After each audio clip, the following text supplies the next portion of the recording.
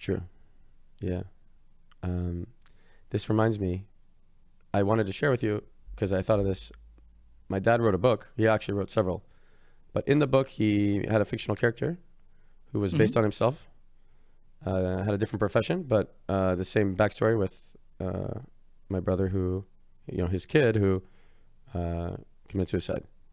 And then he wrote the actual experience of what it felt like for him when my brother committed suicide. And I wanted to read it to you. Sure. Maybe. Yeah. Please. And when I was 16, I actually edited the book for my dad. So I read it all the way through back then because he didn't get an editor. I wasn't very good at editing. I can actually do it much better now. While I'm reading it, I would want to change some words around. Anyway. But yeah. Just read it. Sure. So let me pull it. Okay.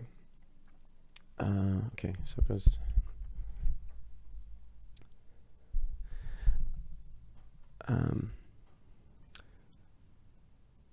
So some of this is fictional. I'll give a little bit of preface. No, I'll just go right into it.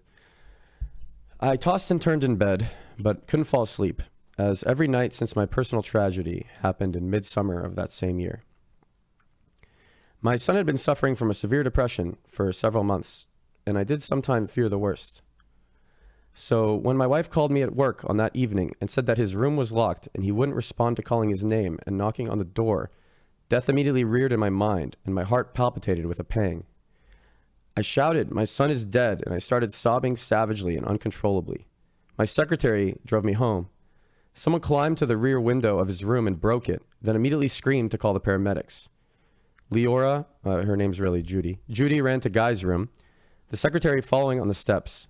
Judy came out of the room crying hysterically, her pain throbbing around me.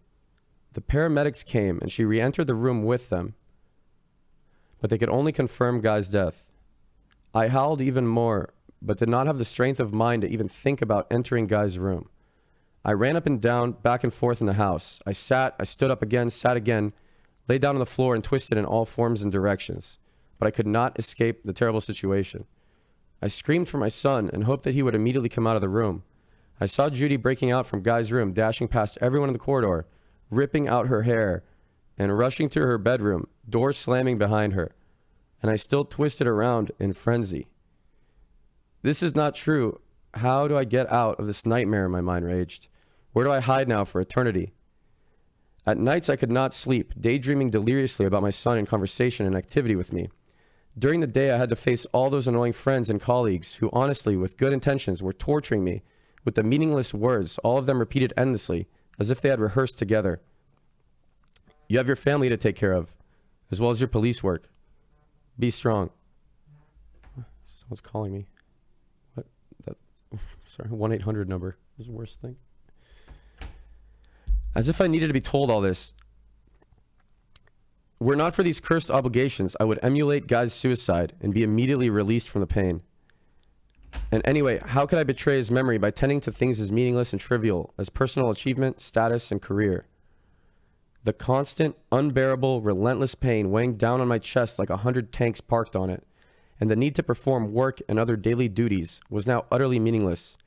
To watch people going places, coming back, talking and toiling for reasons that now completely escaped me. What is the meaning of all this hassle and tussle? I am dead, and these people continue their daily occupations, and I have to watch them and their utterly stupid ambitions and activities to get rich, to be powerful, to do this and that. What for? As life has already ended. And why is it that I'm dead and they're alive? And why is it they have sons to continue their existence after they're gone? And where's mine? While performing my duties as a lawyer, he wrote police inspector, but it's lawyer really, I would feel sad, enraged, empty-headed, and exalted, concurrently or alternatively. Why can't I also depart after Guy? Maybe I will find him somewhere. But when I call him back in my dreams, he only signals that it was time for him to go on with his passage and not for me.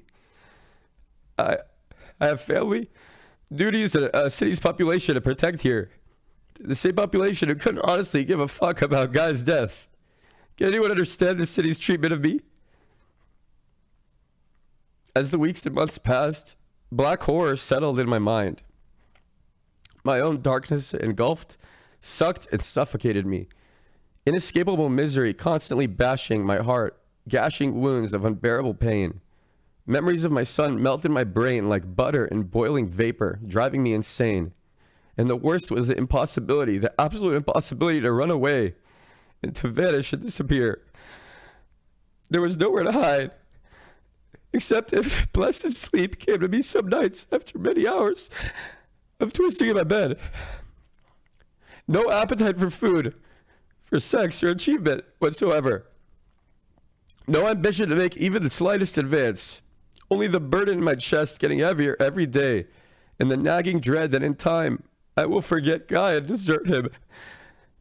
And so I continued living like a zombie, grieving not only the loss of my son, but mainly the loss of my old securities, of the confident man I used to think I was, of how I imagined I could make life happen. I'll stop for a bit. I can't fucking read it. Take your time. Slowly I began realizing that I was separated from life because my son was my life and he would never return.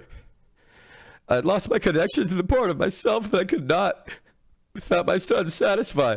And I mourned that part of myself which my son had reflected. I mourned for me. This was the unfolding of the simple realization of why I felt dead among the living. I went to the kitchen, took a sleeping pill, sagged back inside my bedroom, and sank into a welcome dreamless sleep.